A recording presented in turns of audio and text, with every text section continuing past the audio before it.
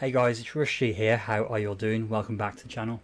Today I've got a really cool video for you where I go over all of the fight pads I've collected over the years whilst playing predominantly Street Fighter 5. There were a few pads still lying around from my Street Fighter 4 days, and anything before that I haven't got any more, unfortunately. But I wanted to show off the collection with you guys. It's been something I've been wanting to do for a very long time, but I haven't had a chance to make the time.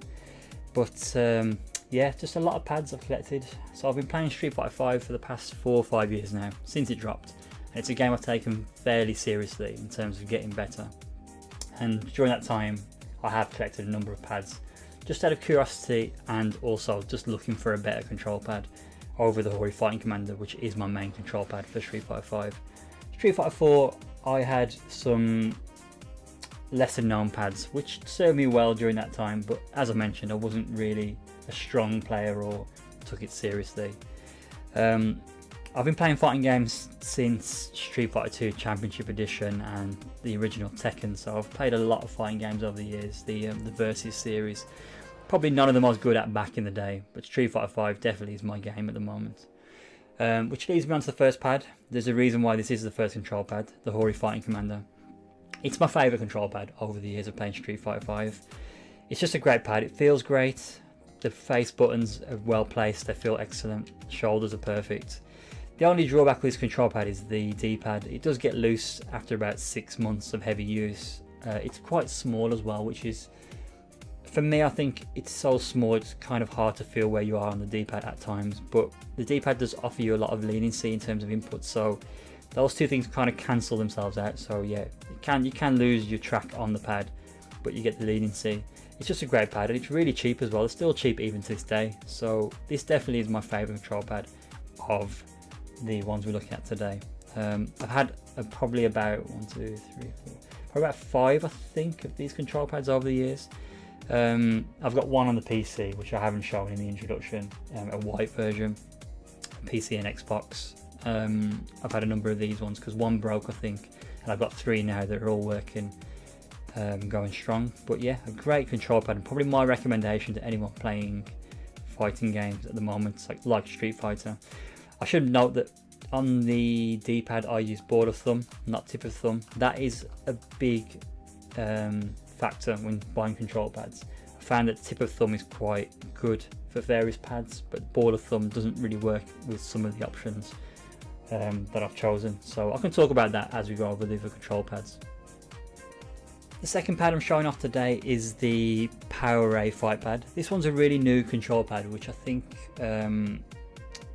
we saw Snake Eyes originally using it at a offline tournament.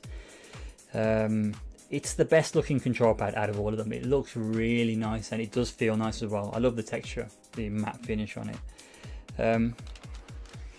It's just a really weird pad though. The shoulder buttons are very, especially these shoulders here. It's got triggers at the back, shoulders at the front. They're very sensitive. And the D-pad sits very, you can't really see too well there, can you? The D-pad really sits in the recess, so it's very hard to get your finger in there, but that's the point. You've got to play tip of thumb with this pad. You can't really use ball of thumb because you won't get your inputs very cleanly. There's a tip of thumb suited D-pad. I don't use it anymore, and I have no desire to use it, if I'm honest, because it just doesn't feel up to par when compared to the Hori Fighting Commander. I've also heard reports of the D-pad snapping, which is interesting. Not great, if I'm completely honest, but it's good that I tell you that now I know that information. There's a few subscribers on the channel that have mentioned that it's broken on them, completely snapped. So I don't know if Power Ray have addressed that, which is very unfortunate. But I haven't really used mine too much, so it's hard to say if that is the case. But a really nice looking pad, and you get faceplates for this, so you can change. So you can take the black off. You can swap it for, I've got a grey one and a white one. This is the Xbox version. But yeah, a very nice looking pad, but not really great, if I'm completely honest. Right guys, so pad number 3, I've mixed you up a little bit here. I don't think you've ever seen this one on the channel before. This is a Sega Saturn Super Pad 8. It's a really old D-pad. I used to play Street Fighter 4 with this on, I think it was on PC. Yeah, PC of course, yeah. What's mad about this pad is, it actually is a Sega Saturn pad. So if you look at the port, the plug that it uses, the proper Sega Saturn old school port. So it uses the Sega Saturn port. So I have got an adapter to use that on PC, and it still works to this day. It's a really small D-pad. I actually forgot how small it is playing with it recently. The buttons, the face buttons are quite soft to press. The shoulder buttons are very hard. They're very have a lot of resistance on them. The D-pad is quite low, but it does feel really good. It does suit ball of thumb as well, if I'm honest. And I remember when I was playing on this, inputs are pretty good as well. You guys know my gripe. I like to have 2 shoulder buttons on the right hand side to sit with my face buttons.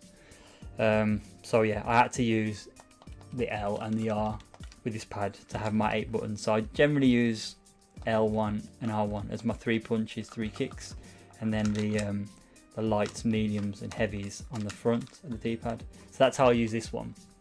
But yeah, it was really cool, really small. I can't remember how much it cost me because it was a long time ago, but a really cool pad. I probably will never use it now because it's way too small. Like my hands just don't fit really naturally on the controller.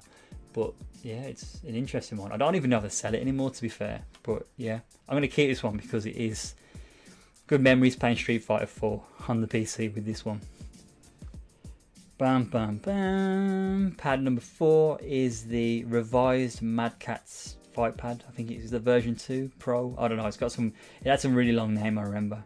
This is a really weird pad, man. It's really, so funky.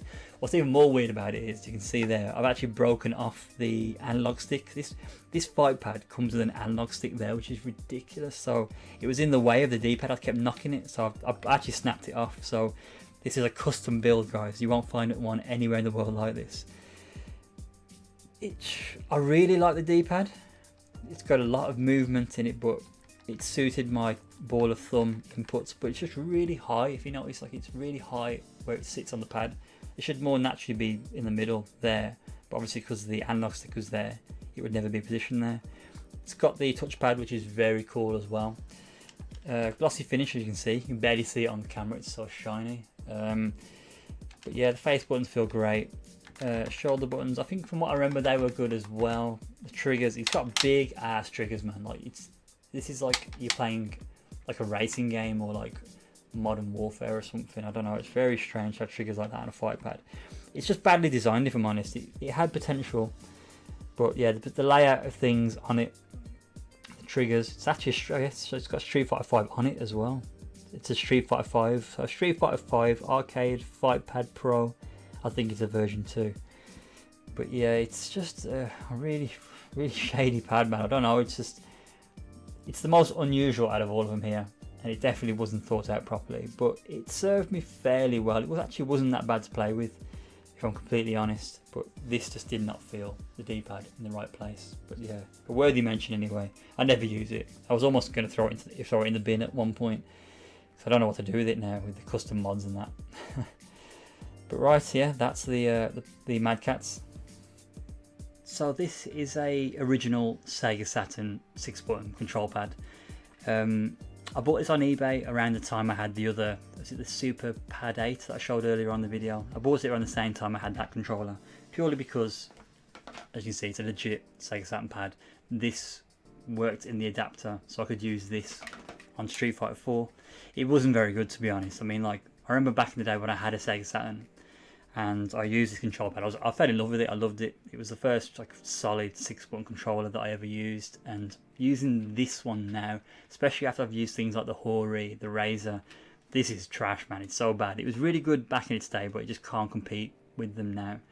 It's a lovely looking pad. It's very nice to, in terms of like how it feels in the hands. The buttons have they feel really good actually. The shoulders have got a nice clicky but responsive, just enough tension, resistance on them when pressing the shoulders. The buttons are decent enough. These are very small, the X, Y and Z. That's very similar to the 6-button Mega Drive pad, if you remember. Very small X, Y and Z. But if they were that size, it'd be much better. D-pad as well, it feels good enough. Like, it's nothing special. Probably better for tip of thumb rather than ball of thumb. But ball of thumb works better than the Power A. And that's actually interesting. If you look at the two, look at the design. They're practically identical, and you can see the inspiration for the Power A based on this Sega Saturn pad. It's the same shape. The D-pad is pretty much the same mold from what I can see. It's very, very similar. The layout of the 6 buttons is very similar. Look at that as well. I mean, you can't really... I don't know actually. The shoulder buttons are very similar. It's a very, very similar design. I'd even say that like the molds are... The Sega Saturn pad just a slight bit smaller. You can see that there. But yeah, you can see that it is definitely inspired by the Sega Saturn control pad. But yeah, I barely use this pad at all when I was playing Street Fighter 4, so I can't really say how it feels, but it's just a nice one to have in the collection. And it really brings back memories of me playing those old Sega Saturn games, you know, Fighters Mega Mix, Virtua Fighter 2, I think Fighting Force, that Die Hard. I know it was called Die Hard Arcade, wasn't it? That was a brilliant game as well. So yeah, it brings me back a lot of memories playing that console. But yeah, a cool mention in the controllers I'm showing you today. Damn, you know what? This is a cool control pad, isn't it? This is a very cool control pad. This is the RAZER RAION FIGHTPAD, which you probably saw me use when I was testing it online on Street Fighter 5 very recently. I grew to like this pad. It was very nice to use in the end. The D-pad is super sensitive. It's the most sensitive D-pad out of the lot, I think. It's got a little clicky noise as well when you press it. This is definitely suited more to ball of thumb rather than, sorry, I keep saying ball, tip of thumb over ball of thumb. The buttons for some weird reason are quite low down. I think they could have been higher up rather than so low. And they're very, so these have got like micro switches I believe underneath. Can you hear that? You can press the button and if you press it softly you don't actually hear anything. But yeah, press them properly. It's got a very weird feel. So I didn't really like that about the pad, but it's not too bad. And it's got shoulders on the top, and the shoulders are fine. Shoulders on the back and the front. And your touchpad, which is really cool. Very expensive. I think it's about £90 to get, or maybe £100. Not sure what that is in euros, but it's roughly the same, not far off. But yeah, very pricey. I can see why it's pricey, but I'd recommend it if you're a tip of thumb player and you got money to spend. I wouldn't overlook this control pad entirely. I'd probably sway more towards the Hori if I'm completely honest, but this is a really nice pad, and yeah, it's definitely one of the better contenders against the Hori FIGHTPAD.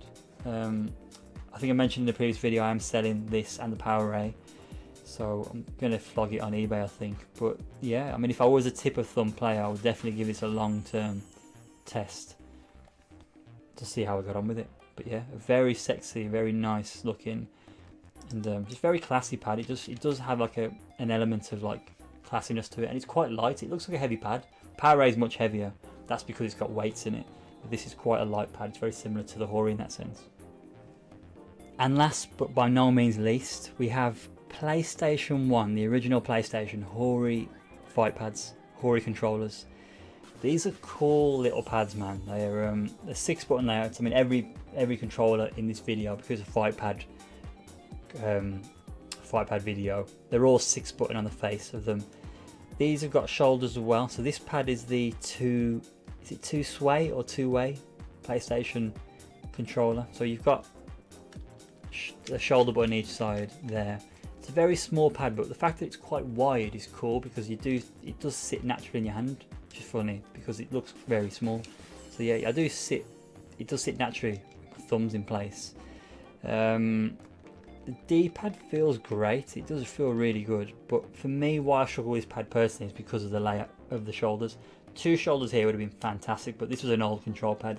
It's before you really saw controllers with multiple shoulder buttons. I think the D-pad was a little, I think it got stuck. This is second hand, this control pad, because you can't buy them new anymore. I think you'd get stuck in a position where I'd think I was blocking and I wasn't, or I remember there's something weird with this D-pad in particular. But this was a very sick pad. The buttons, the face buttons are quite small. That's probably a gripe I have about it as well.